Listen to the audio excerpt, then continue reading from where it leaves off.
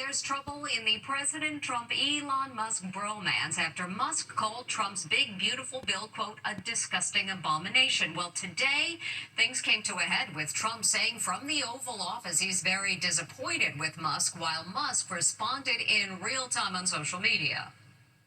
The bromance is definitely over. President Trump and Elon Musk erupted into a nasty public feud today. I'm very disappointed in Elon. I've helped Elon a lot. The extraordinary squabble happened before the eyes of the world as the president was meeting with the Chancellor of Germany in the Oval Office. He claims Musk has turned against him because the big, beautiful bill removes the tax credits for buying electric cars, like Teslas. I'm very disappointed because Elon knew the inner workings of this bill better than almost anybody sitting here, better than you people. He knew everything about it. Musk was listening and he responded in real time, basically calling Trump a liar.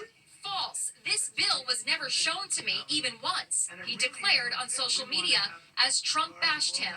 Such ingratitude. Without me, Trump would have lost the election. The president says Musk has a case of Trump derangement syndrome. I'll tell you, he's not the first.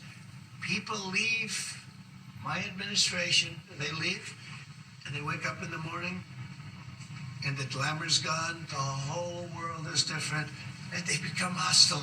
You could see he looked visibly sad when talking about this fraying relationship with someone that he has viewed for so long now as a good friend of his. The rift is reportedly so deep, Musk won't even take calls from the White House. Members of Trump's team have reached out to Elon Musk. No response. As the day wore on, the spat intensified. Elon was wearing thin. I asked him to leave, and he just went crazy, Trump posted. Musk responded with a truly stunning accusation.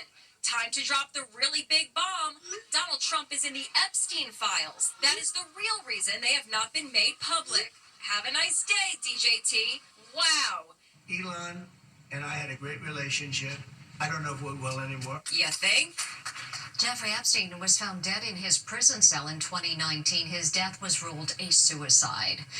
What do you do when you're stuck in traffic outside an airport and your plane's about to leave? Most people just wait and hope to make it to the gate on time. But after a stalled freight train blocked the way, these travelers actually got out of their Ubers and literally crawled over the train, all while carrying their luggage. Allison Hall has details. Why are these passengers hurriedly striding along a highway towing their luggage? They got caught in a massive traffic jam and are determined not to miss their early morning flight. It's 5 a.m. and they have all just ditched their Ubers and started making their way on foot to the airport, not knowing the obstacle ahead. What the hell? The only way to get to Miami International Airport is to climb between the cars of a stalled freight train. That was causing the traffic backup. 26-year-old Mary Tompkins was in Florida for a bachelorette party and was desperately trying to make her flight back to New Jersey. We ended up getting out of the car after like 30 minutes, and we walked about half a mile up until we got to the train. Once we got to the ladder to go up, someone took my suitcase and we climbed over. They also got help from Good Samaritans. Some people actually just got out of their cars to help everyone climb over. Once across the tracks, another adventure awaited them. They still had a 2-mile walk to the terminal. I am absolutely disgusted. After a 2-mile walk in maybe 20 minutes, here we are. A real-life case of planes, trains, and automobiles. The train company apologized, saying a mechanical issue caused the breakdown.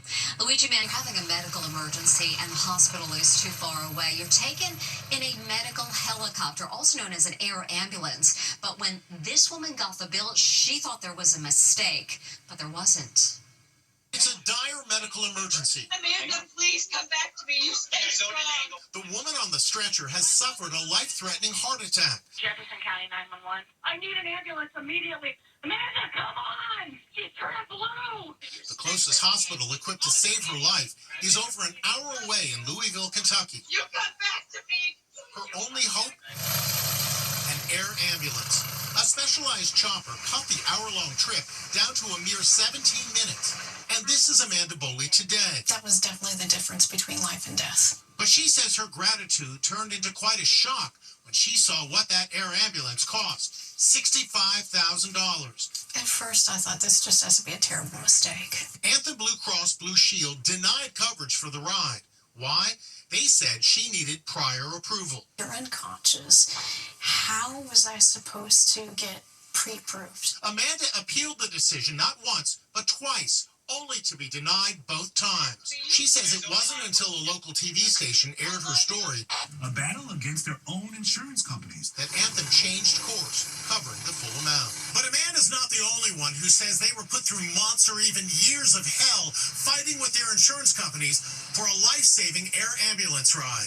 6-year-old Gracelyn Guyette's elbow was so swollen after a freak fall that doctors feared the worst. She could lose her arm or even die. They said she needs surgery and she needs it immediately. But with the nearest pediatric surgeon all the way in Portland, 5 hours away by car, she says doctors told her the only option was to transport her by air ambulance. They said, oh, well, you have good insurance and this is a necessity, so this should be fine. But it wasn't fine.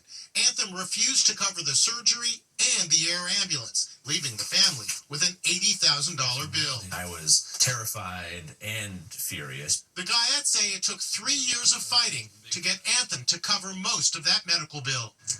Anthem says in both cases they didn't receive the necessary medical information from the healthcare providers and therefore weren't able to initially approve the claims for the rides. They also say air ambulance transportation is provided when there is a life-threatening condition and no other option is available, and that they approve thousands every year without profit. And when we come back,